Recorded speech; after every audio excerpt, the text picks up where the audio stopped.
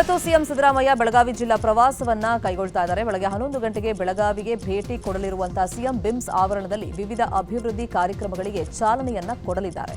BIMS super speciality ಆಸ್ಪತ್ರೆ, bus ನಿಲ್ದಾಣ, ರಾಣಿ ಚೆನ್ನಮ್ಮ ವಿವಿಯ ವಿವಿಧ ಕಟ್ಟಡಗಳ ಉದ್ಘಾಟನೆಯನ್ನ ಮಾಡಲಿದ್ದಾರೆ. ಬೆಂಗಳೂರು ಹೊರತುಪಡಿಸಿ ರಾಜ್ಯದೆಲ್ಲೆಡೆ ಜಾತಿ ಸಮೀಕ್ಷೆ ಭರದಿಂದ ಸಾಗಿದೆ. ಕೆಲವೆಡೆ ಸಮೀಕ್ಷೆ ಮುಗಿದು ಹೋಗಿದೆ. ಆದರೆ ಬೆಂಗಳೂರಲ್ಲಿ ಮಾತ್ರ ಇವತ್ತಿನಿಂದ ಸಾಮಾಜಿಕ ಹಾಗೂ ಶೈಕ್ಷಣಿಕ ಸಮೀಕ್ಷೆ ಆರಂಭವಾಗ್ತಾ ಇದೆ. ಸಿಬ್ಬಂದಿ ಕೊರತೆ ಹಾಗೂ ತಾಂತ್ರಿಕ ಕಾರಣಗಳಿಂದಾಗಿ ಬೆಂಗಳೂರಲ್ಲಿ 12 ದಿನ ತಡವಾಗಿ ಸಮೀಕ್ಷೆ ಆರಂಭವಾಗ್ತಾ ಇದೆ. ವಿಜಯಪುರದಲ್ಲಿ ಭೀಮಾ ನದಿ ಅಬ್ಬರದಿಂದ ಪ್ರವಾಹ ಉಂಟಾಗಿದೆ. ಮಳೆ ಹಾನಿ ಪ್ರದೇಶಗಳಿಗೆ ಇವತ್ತು ಆರ್ ಅಶೋಕ್ ನೇತೃತ್ವದ ಬಿಜೆಪಿ ತಂಡ ಭೇಟಿಯನ್ನ ಕೊಡಲಿದೆ. ಆಲ್ಮೇಲ ಇಂಡಿ ತಾಲೂಕಿನ ಭೀಮಾ ನದಿ ಪಾತ್ರದ ಗ್ರಾಮಗಳಿಗೆ ಅಶೋಕ್ ತಂಡ ಭೇಟಿಯನ್ನ ಕೊಡಲಿದ್ದು ನೆರೆ ಹಾನಿ ಸಮೀಕ್ಷೆಯನ್ನ ನಡೆಸಲಿದೆ. ಬಿಹಾರದಲ್ಲಿ ವಿಧಾನಸಭಾ ಚುನಾವಣೆಯ ಸಿದ್ಧತೆ ಪರಿಶೀಲಿಸುವ ಸಲುವಾಗಿ ಕೇಂದ್ರ ಚುನಾವಣಾ ಆಯುಕ್ತರು ಇವತ್ತು ಬಿಹಾರಕ್ಕೆ ಭೇಟಿಯನ್ನ ಕೊಡ್ತಾ ಇದ್ದಾರೆ. 243 ವಿಧಾನಸಭಾ ಕ್ಷೇತ್ರಗಳಿಗೆ ಇದೇ ತಿಂಗಳ ಕೊನೆಯೊಳಗೆ ಚುನಾವಣೆ ನಡೆಯಲಿದೆ. ಹೀಗಾಗಿ ಇವತ್ತು ಸಿದ್ಧತೆ ಪರಿಶೀಲಿಸಲು ಚುನಾವಣಾ ಆಯುಕ್ತ ಜ್ಞಾನೇಶ್ ಕುಮಾರ್ ಬಿಹಾರದಲ್ಲಿ ಸಭೆಯನ್ನ ನಡೆಸಲಿದ್ದಾರೆ.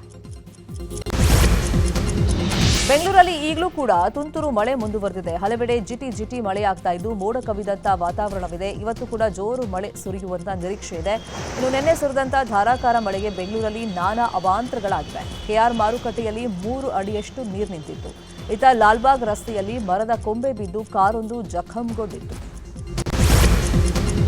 ರಾಜ್ಯದಲ್ಲಿ ಮತ್ತೆ 3 ದಿನಗಳ ಕಾಲ ಮಳೆ ಆಗಲಿದೆ ಅಂತ ಹವಾಮಾನ ಇಲಾಖೆ ಮುನ್ಸೂಚನೆಯನ್ನ ಕೊಟ್ಟಿದೆ. ಬೆಂಗಳೂರು ನಗರ, ಗ್ರಾಮಾಂತರ, ಕೋಲಾರ, ರಾಮನಗರ, ಮಂಡ್ಯ, ಮೈಸೂರು, ಚಾಮರಾಜನಗರ, ಹಾಸನ, ಕೊಡಗು, ಶಿವಮೊಗ್ಗ, ಹಾವೇರಿ, ಧಾರವಾಡ, ಬೆಳಗಾವಿ, ಗದಗ, ಚಿಕ್ಕಮಗಳೂರು ಜಿಲ್ಲೆಗಳಿಗೆ ಯೆಲ್ಲೋ ಅಲರ್ಟ್ ಅನ್ನು ನೀಡಲಾಗಿದೆ. ಉಳಿದ ಜಿಲ್ಲೆಗಳಲ್ಲಿ ಇವತ್ತು ಹಾಗೂ ನಾಳೆ ಭಾರೀ ಮಳೆಯ ಮುನ್ಸೂಚನೆ ಇದೆ. ಬೆಳಗಾವಿಯಲ್ಲಿ ಉರುಸ್ ಮೆರವಣಿಗೆಯಲ್ಲಿ ಐ ಲವ್ ಮೊಹಮ್ಮದ್ ಘೋಷಣೆಯನ್ನ ಕೂಗಲಾಗಿದೆ. ಖಡಕ್ ಗಲ್ಲಿಯಲ್ಲಿ ಉರುಸ್ ಮೆರವಣಿಗೆ ವೇಳೆ ಘೋಷಣೆಯನ್ನ ಕೂಗಲಾಗಿದೆ. ಇದನ್ನ ಪ್ರಶ್ನೆ ಮಾಡಿದ್ದಕ್ಕೆ ಅನ್ಯ ಕೋಮಿನ ಯುವಕರು ಹಿಂದೂಗಳ ಮೇಲೆ ಆಕ್ರೋಶವನ್ನ ವ್ಯಕ್ತಪಡಿಸಿ ಕಲ್ಲು ತೂರಾಟವನ್ನ ನಡೆಸಿದ್ದಾರೆ. ತಲ್ವಾರ್ ಕೂಡ ಪ್ರದರ್ಶನ ಮಾಡಿದ್ದಾರೆ.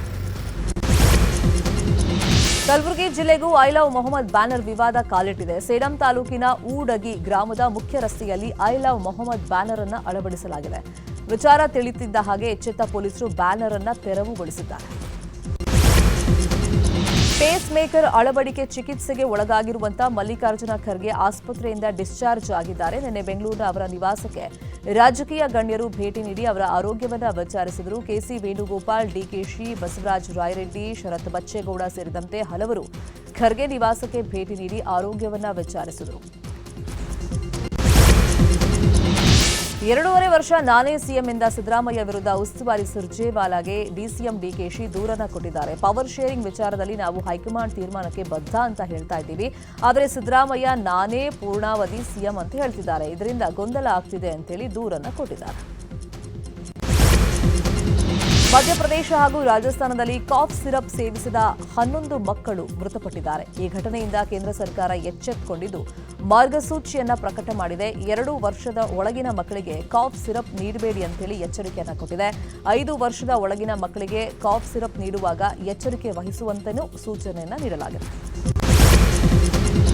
ಚಾಮರಾಜನಗರದಲ್ಲಿ ಪತಿ ಜಗಳ ಕಡೆಗೆ ಸಾವಿನಲ್ಲಿ ಅಂತ್ಯವಾಗಿದೆ. ಪತ್ನಿಯ ಎದುರೇ ಕಾವೇರಿ ನದಿಗೆ ಹಾರಿ ಪತಿ ಆತ್ಮಹತ್ಯೆಗೆ ಶರಣಾಗಿದ್ದಾನೆ. ಕಜ್ಜಿಹುಂಡಿ ಗ್ರಾಮದ ಮಂಜುನಾಥ್ ಮೃತ ದುರ್ದೈವಿ. ಮಾವನ ಮನೆಗೆ ಬೈಕ್ನಲ್ಲಿ ಹೋಗಿ ಬರುವಾಗ ಪತ್ನಿ ಜೊತೆ ಜಗಳ ಆಗಿದೆ. ಈ ವೇಳೆ ದಾಸನ್ಪುರ ಸೇತುವೆ ಮೇಲೆ ಬೈಕ್ ನಿಲ್ಲಿಸಿ ಮಂಜುನಾಥ್ ನದಿಗೆ ಹಾರಿದ್ದಾರೆ. ದಾವಣಗೆರೆಯ ಕಾರಿಗನೂರು ಬಳಿಯ ಮನೆಗೆ ನುಗ್ಗಿದಂತ ದರೋಡೆಕೋರ ಅಟ್ಟಹಾಸವನ್ನು ಮೆರೆದಿದ್ದಾನೆ. ಮನೆಯಲ್ಲಿದ್ದಂತ ಒಂಟಿ ಮಹಿಳೆ ಮೇಲೆ ಹಲ್ಲೆ ಮಾಡಿ ಚಿನ್ನಾಭರಣ ದೋಚಿ ಪರಾರಿಯಾಗಿದ್ದಾನೆ. ಘಟನಾ ಸ್ಥಳಕ್ಕೆ ಎಸ್ಪಿ ಉಮಾಪ್ರಶಾಂತ್ ಭೇಟಿ ನೀಡಿ ಪರಿಶೀಲನೆಯನ್ನ ಮಾಡಿದ್ದಾರೆ. ಮೈಸೂರು ದಸರಾಗೆ ಕಾಡಿನಿಂದ ನಾಡಿಗೆ ಬಂದಿದ್ದಂತ ಗಜಪಡೆಗೆ ನಾಳೆ ಬೀಳ್ಕೊಡುಗೆ ಕಾರ್ಯಕ್ರಮವನ್ನು ಹಮ್ಮಿಕೊಳ್ಳಲಾಗಿದೆ. ಸಾಂಪ್ರದಾಯಿಕವಾಗಿ ಪೂಜೆಯನ್ನು ಸಲ್ಲಿಸಿ ಗಜಪಡೆಯನ್ನ ಆಯಾ ಕ್ಯಾಂಪ್ಗೆ ಕಳುಹಿಸಲಾಗುತ್ತೆ. ಮುಂದಿನ ದಸರಾದವರೆಗೂ ಕೂಡ ಗಜಪಡೆಗೆ ಮೈಸೂರಿಗರು ಗುಡ್ ಬೈ ಹೇಳಲಿದ್ದಾರೆ. ಶಬರಿಮಲೆ ಅಯ್ಯಪ್ಪ ಸ್ವಾಮಿ ದೇಗುಲ ಮತ್ತೆ ಸುದ್ದಿಯಲ್ಲಿದೆ. ದೇವಸ್ಥಾನದ ದ್ವಾರಪಾಲಕ ಮೂರ್ತಿಗಳ ಚಿನ್ನ ಲೇಪಿತ ಕವಚದಲ್ಲಿನ ಚಿನ್ನದ ತೂಕ ಕಡಿಮೆಯಾಗಿದೆ. ಇದೇ ವಿಚಾರವಾಗಿ ಬೆಂಗಳೂರಿನ ಉನ್ನಿಕೃಷ್ಣನ್ ಪೊಟ್ಟಿ ಅನ್ನೋರ ಮೇಲೆ ಗಂಭೀರ ಆರೋಪ ಕೇಳಿಬಂದಿದೆ. ಚಿನ್ನದ ವಿಚಾರದಲ್ಲಿ ಟಿಡಿಬಿಯ ನಿರ್ಲಕ್ಷ್ಯವನ್ನು ಖಂಡಿಸಿ ದೇವಾಲಯದ ಎಲ್ಲಾ ಆಸ್ತಿಗಳ ಸಂಪೂರ್ಣ ತನಿಖೆಗೆ ಕೇರಳ ಹೈಕೋರ್ಟ್ ಆದೇಶಿಸಿದೆ. ಪದ್ಮಭೂಷಣ ಪುರಸ್ಕೃತ ಖ್ಯಾತ ಪತ್ರಕರ್ತ ಟಿಜೆಎಸ್ ಜಾರ್ಜ್ ವಿಧಿವಶರಾಗಿದ್ದಾರೆ. ಕೆಲ ದಿನಗಳಿಂದ ಅನಾರೋಗ್ಯಕ್ಕೆ ತುತ್ತಾಗಿ ಆಸ್ಪತ್ರೆಯಲ್ಲಿ ಚಿಕಿತ್ಸೆಯನ್ನು ಪಡ್ಕೊಳ್ತಾ ಇದ್ರು. ನಿನ್ನೆ ಬೆಂಗಳೂರಿನ ಖಾಸಗಿ ಆಸ್ಪತ್ರೆಯಲ್ಲಿ ಹೃದಯಾಘಾತದಿಂದ ನಿಧನವನ್ನ ಹೊಂದಿದ್ದಾರೆ. ಟಿಜೆಎಸ್ ಜಾರ್ಜ್ ನಿಧನಕ್ಕೆ ಸಿಎಂ ಸೇರಿದಂತೆ ಹಲವು ಗಣ್ಯರು ಕಂಬನಿಯನ್ನ ಮಿಡಿದಿದ್ದಾರೆ. ಭಾರತ ಹಾಗೂ ವೆಸ್ಟ್ ಇಂಡೀಸ್ ನಡುವೆ ನರೇಂದ್ರ ಮೋದಿ ಕ್ರೀಡಾಂಗಣದಲ್ಲಿ ಮೊದಲ ಟೆಸ್ಟ್ ಪಂದ್ಯ ನಡೆಯುತ್ತಾ ಇದೆ. ಇನ್ನು ವೆಸ್ಟ್ ಇಂಡೀಸ್ ತಂಡವನ್ನು ಕೇವಲ 162 ರನ್ಗಳಿಗೆ ಆಲೌಟ್ ಮಾಡಿದ ಟೀಂ ಇಂಡಿಯಾ ಎರಡನೇ ದಿನದಾಟದ ಅಂತ್ಯಕ್ಕೆ 5 ವಿಕೆಟ್ ಅನ್ನು ಕಳೆದುಕೊಂಡು 448 ರನ್ ಅನ್ನು ಕಲೆ ಹಾಕಿದೆ. ಈ ಮೂಲಕ 286 ರನ್ಗಳ ಮುನ್ನಡೆಯನ್ನ ಪಡ್ಕೊಂಡಿದೆ. ಅಕ್ಟೋಬರ್ 19ರಿಂದ ನವೆಂಬರ್ 8ರವರೆಗೆ ಆಸ್ಟ್ರೇಲಿಯಾದಲ್ಲಿ 3 ಏಕದಿನ ಪಂದ್ಯ, 5 ಪಂದ್ಯಗಳ ಟಿ20 ಸರಣಿ ನಡೆಯಲಿದೆ. ಆಸ್ಟ್ರೇಲಿಯಾ ಸರಣಿಗಿಂದು ಭಾರತ ತಂಡ ಘೋಷಣೆ ಆಗಲಿದೆ. ಕೊಹ್ಲಿ ಹಾಗೂ ರೋಹಿತ್ ಏಕದಿನ ಸರಣಿಯ ತಂಡಕ್ಕೆ ಆಯ್ಕೆಯಾಗುವಂತ ಸಾಧ್ಯತೆ ಇದೆ. ಸರಣಿಯಿಂದ ಗಿಲ್ಗೆ ವಿಶ್ರಾಂತಿ ಸಿಗುವಂತ ಸಾಧ್ಯತೆ ಇದೆ. 2021ನೇ ಸಾಲಿನ ಕರ್ನಾಟಕ ರಾಜ್ಯ ವಾರ್ಷಿಕ ಚಲನಚಿತ್ರ ಪ್ರಶಸ್ತಿ ಪ್ರಕಟ ಮಾಡಲಾಗಿದೆ. ಅತ್ಯುತ್ತಮ ನಟ ರಕ್ಷಿತ್ ಶೆಟ್ಟಿ ಹಾಗೂ ಅತ್ಯುತ್ತಮ ನಟಿ ಅಂತ ಅರ್ಚನಾ ಜೋಯ್ಸ್ ಅವರು ಆಯ್ಕೆಯಾಗಿದ್ದಾರೆ. ಹಾಗೆ ದೊಡ್ಡಹಟ್ಟಿ ಬೋರೇಗೌಡ ಅತ್ಯುತ್ತಮ ಮೂವಿ ಪ್ರಶಸ್ತಿಗೆ ಆಯ್ಕೆಯಾಗಿದೆ. ಎರಡನೇ ಅತ್ಯುತ್ತಮ ಚಿತ್ರ 777 ಚಾರ್ಲಿ ಆಗಿದೆ.